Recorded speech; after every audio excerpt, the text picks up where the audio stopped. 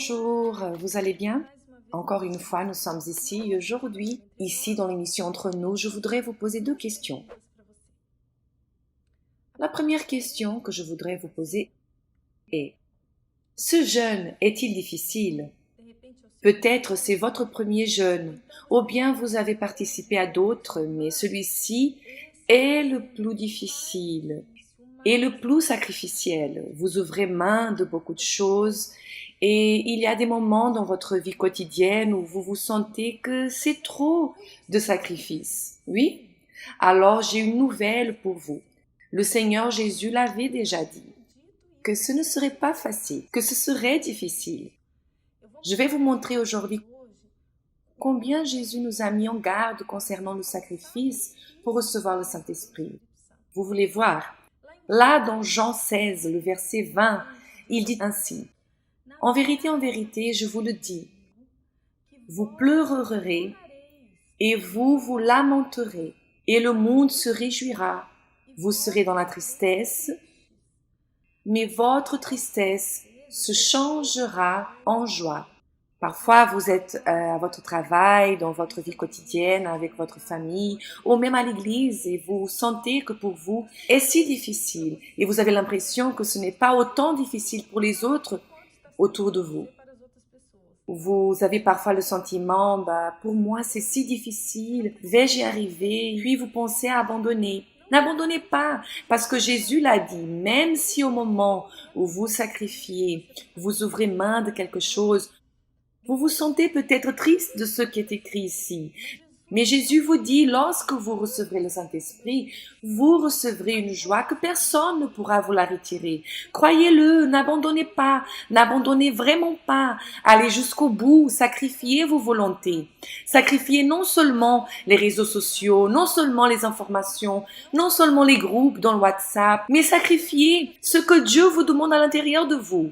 Il a dit encore, vous voulez voir? Il dit, la femme, lorsqu'elle enfante, éprouve de la tristesse, parce que son heure est venue. Mais lorsqu'elle a donné le jour à l'enfant, elle ne se souvient plus de la souffrance à cause de la joie qu'elle a de ce qu'un homme est né dans le monde. Vous donc aussi, vous êtes maintenant dans la tristesse, mais je vous reverrai et votre cœur se réjouira et nul ne vous ravira votre joie. Personne ne peut ôter votre joie lorsque vous recevrez le Saint-Esprit. Et vous regarderez en arrière et vous verrez que cela valait tout le sacrifice. Le combat en valait la peine. Cela valait la peine de renoncer à votre volonté. Cela valait la peine de sentir que vous alliez contre vous-même. Cela en valait la peine. Lorsque vous recevrez le Saint-Esprit, votre joie, personne ne peut l'enlever. La paix que vous recevrez à l'intérieur, personne ne peut l'enlever. Et je voulais aussi vous laisser ce qui est ma deuxième question pour vous. Savez-vous que le Seigneur Jésus a prié pour nous? Oui, il a prié pour nous. Parce qu'il savait qu'à ces moments-là, quand nous allions vouloir sacrifier notre chair, notre volonté, notre vouloir, ce ne serait pas facile. Et il a prié pour nous, il a demandé pour nous. Je vais vous le montrer en Jean, dans le chapitre 17, dans le verset 9. Il dit, « C'est pour eux que je prie. Je ne prie pas pour le monde, mais pour ceux que tu m'as donnés, parce qu'ils sont à toi. Et tout ce qui est à moi est à toi, et ce qui est à toi est à moi. Et je suis glorifié en eux. Je ne suis plus dans le monde, et ils sont dans le monde. Et je vais à toi, Père Saint. Garde en ton nom ceux que tu m'as donnés, afin qu'ils soient un comme nous. » Jésus a prié pour nous. Voulez-vous voir encore plus spécifiquement? Dans le verset 20 du même chapitre, il dit comme ceci.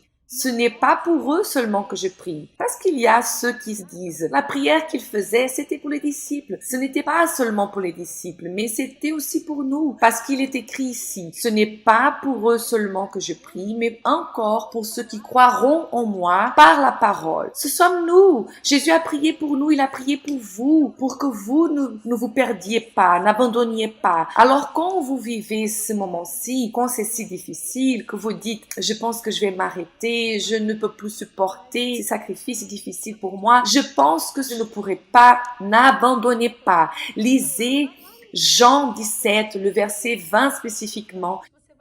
Et vous verrez qu'il a prié pour vous. N'abandonnez pas. Ne regardez pas en arrière. Ne regardez pas la difficulté. Regardez simplement la cible, qui est le Saint-Esprit. Il suffit de regarder la cible, qui est la paix que vous recevrez, que vous ne trouverez nulle part. Personne ne peut vous la donner. Ni un bon mari, ni une famille heureuse, ni de l'argent, rien de ce monde ne peut vous donner la paix que le Saint-Esprit a à vous donner. Rien dans ce monde ne peut vous donner la joie que le Saint-Esprit a à vous donner. Alors, n'abandonnez pas, allez-y, continuez à persévérer, souvenez-vous de cette prière, gravez-la dans votre tête, Jean 17, 20, et dites, je vais lire. Lorsque vous êtes découragé, que vous pensez à abandonner, que c'est difficile, n'abandonnez pas, lisez et demandez à Dieu, Dieu, donne-moi de la force parce que je veux continuer à regarder la cible. Je suis sûre que si vous persévérez, restez dans cette parole qui vient de Dieu, vient du Seigneur Jésus pour vous, pour chacun de nous, vous y arriverez. Vous attendrez le baptême avec le Saint-Esprit qui est la puissance qui vient d'en haut. La puissance qui vient de Dieu, qui est au-dessus de la force. Peut-être même aujourd'hui, vous avez marché avec la force de votre bras. Mais vous avez besoin de quelque chose au-delà, qui est un pouvoir qui vient d'en haut. Alors n'abandonnez pas, aussi difficile que cela puisse être, quelle que soit la façon dont vous regardez autour de vous et vous avez le sentiment que ce n'est difficile pour personne, c'est simplement pour vous. Pas de problème, parce que c'est alors là que vous recevrez. D'accord? Ce sont les messages que je voulais vous laisser directement de Recife. Je vous embrasse toutes.